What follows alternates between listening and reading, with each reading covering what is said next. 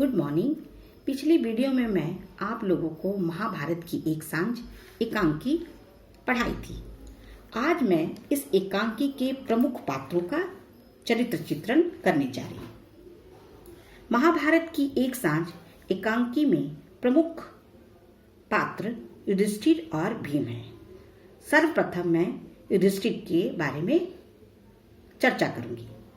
युधिष्ठिर राजनीतिक एवं धर्म प्रधान पात्र है। अपनी विनम्रता और धर्मपरायणता के कारण ही स्वयं उन्हें और पांडवों उनके भाइयों को बहुत कष्ट उठाने पड़े, जैसे जुए में हार जाना, राज्य सम्मान के समय द्रौपदी को दांव पर लगा देना आदि। उनको वन का कष्ट भी भोगना पड़ता है। युधिष्ठिर पांडव परिवार के ज्येष्ठ पुत्र थे।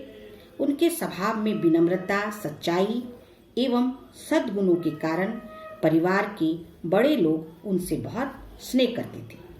दुर्योधन जब युधिष्ठिर के साथ अनुचित व्यवहार करता है तो दूसरे भाइयों से उसका व्यवहार सहन नहीं होता। तब भी अपने सहनशीलता और शांत स्वभाव के कारण वह भाइयों को समझा बुझाकर शांत कर देते हैं। इस एकांकी में युधिष्ठिर एवं दुर्योधन के बीच कटु वार्तालाप होता है। युद्ध में घायल होने पर दुर्योधन द्वैत वन के सरोवर में छिपकर जल स्तंभ में बैठ जाता है। तब पांडवों को इस बात की सूचना मिलती है।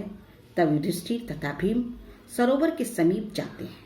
वहां जाकर युधिष्ठिर दुर्योधन को युद्ध के लिए ललकारते हैं और कटु वचन भी कहते हैं। वे उसे स्त्री, कायर आदि कहकर पुकारते हैं, क्योंकि दुर्योधन के प्रति पांडवों के हृदय में विष ज्वाला भड़क रही है।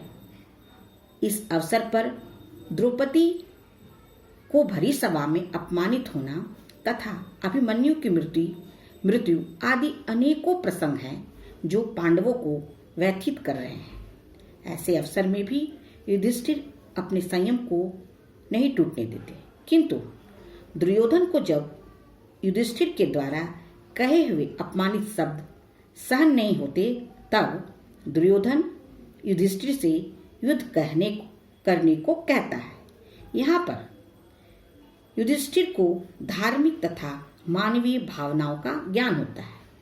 यह सब देखते हुए लगता है कि युधिष्ठिर पराक्रमी, निश्चल, सहृदयी, नीति निपुण तथा धर्मनिष्ठ पात्र है। अब मैं दुर्योधन के चरित्र के संबंध में समझाने जा रही हूँ। दुर्योधन महाभारत के प्रमुख पात्रों में से एक है। महाभारत की कथा का अधिकांश भाग दुर्योधन के इर्द गिर्द घूमता है। दुर्योधन कुरुवंशीय राजा धृतराष्ट्र के 100 पुत्रों में से सबसे बड़े थे तथा वह अपने चचेरे भाइयों पांडवों से बहुत द्वेष रखते थे। दुर्योधन महाभारत में खलनायक के रूप में जाने जाते हैं।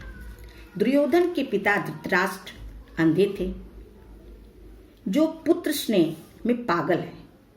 पुत्र को राज दिलवाने के लिए धृतराष्ट्र दुर्योधन की किसी भी अनुचित कूटनीति में सहयोग करने में भी संकोच नहीं करते हैं। धृतराष्ट्र की कमजोरी उनका पुत्र स्नेह है। दुर्योधन इस बात को भाप जाता है। वह अपने पिता की इस कमजोरी का पूरा लाभ उठाता है।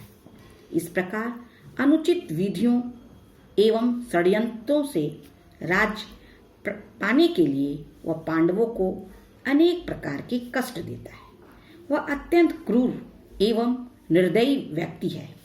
वह बहुत अहंकारी है। अपने कुल में किसी का सम्मान करना नहीं जानता। उसके निगाह में बड़े छोटे सभी बराबर है। उनकी क्रूरता, निर्दयता अपनी चरम सीमा पर पहुंच जाती है। जब वह सभी पूज्य एवं श्रेष्ठ व्यक्तियों तथा अपने पिता के सामने भरी सभा में द्रौपदी का अपमान कर उसका चीरहरण करवाता है। इस पूरे महाभारत में उसके दुष्कृत्यों की झांकी है। महाभारत की एक सांझ में दिखाया गया है कि वह द्वैत वन में जाकर एक सरोवर में छिप जाता है। सरोवर में छिपकर वह आत्मरक्षा करना चाहता है, किंतु पांडवों को पता लग जाता है कि वे इसी तालाब में हैं। निकलने के लिए कहते हैं और लड़ने को ललकारते हैं। युधिष्ठिर स्वयं उसको तालाब में से निकल आने के लिए कहते हैं। ओ पापी, अरे ओ कपटी दुरात्मा दुर्योधन, क्या स्त्रियों की भांति वहां जल में छुपा बैठा है? बाहर निकल आ, देख तेरा काल तुझे ललकार रहा है। इस प्रकार युधिष्ठिर और दुर्योधन में संवाद होते हैं। उधर युधिष्ठिर उसको दोषी कहते हैं, इधर दुर्योधन युधिष्ठिर को दोषी कहता है। दुर्योधन कहता है कि युधिष्ठिर, तुम केवल मुझे ही रक्तपात के लिए दोषी मत मानो, इसके लिए दोषी तुम भी हो। तुमने अपनी महत्वाकांक्षा के लिए अपने संबंधियों की खून की नदियां बहाई है। इस प्रकार दुर्योधन अंत तक कूटनीतियों षड्यंत्रों का सहारा लेता हुआ पांडव से टक्कर लेता रहता है। अब मैं आप लोगों को कुछ कठिन शब्दों के अर्थ बताने जा रही हूँ।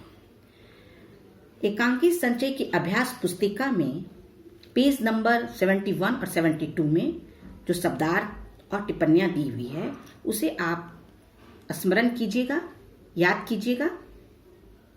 जन्माद, जन्म से अंधा, जलाशय सरोवर, तत्काल उसी समय, चेष्टा प्रयास, धृत्य घी, निर्ममता, कठोरता, कालाग्नि, मृत्यु की ज्वाला, अनायास बिना प्रयास के, शीर्ण, दुर्बल, विरक्ति, विमुक्ता, कूटनीति, धोखे की चाल, तृप्त, संतुष्ट, सुअवसर, अच्छा मौका, वधिक, हत्यारा, व्यर्थ, विकार, मरुस्थल, रेगिस्तान, उत्कट, बहुत अधिक, पोत, जहाज,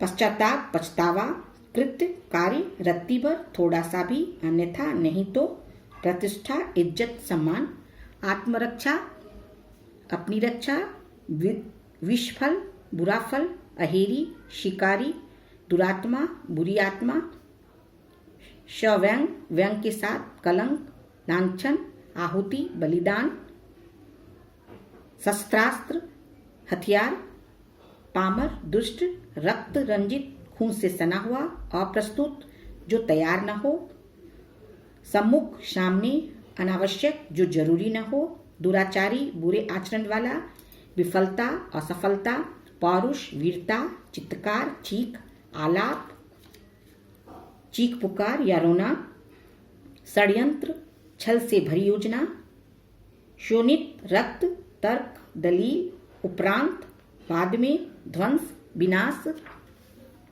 रक्तपात, खून खराबा, सशक्त, बलवान, मिथ्या, झूठ, चक्रांत, षड्यंत्र, अभिषेक, राजतिलक, सांत्वना, ढांढस बंधाना, संभाव्य, अनहोनी, प्रमाण, सबूत, भ्रांति, भ्रम, रौंदे हुए, कुचले हुए। धन्यवाद।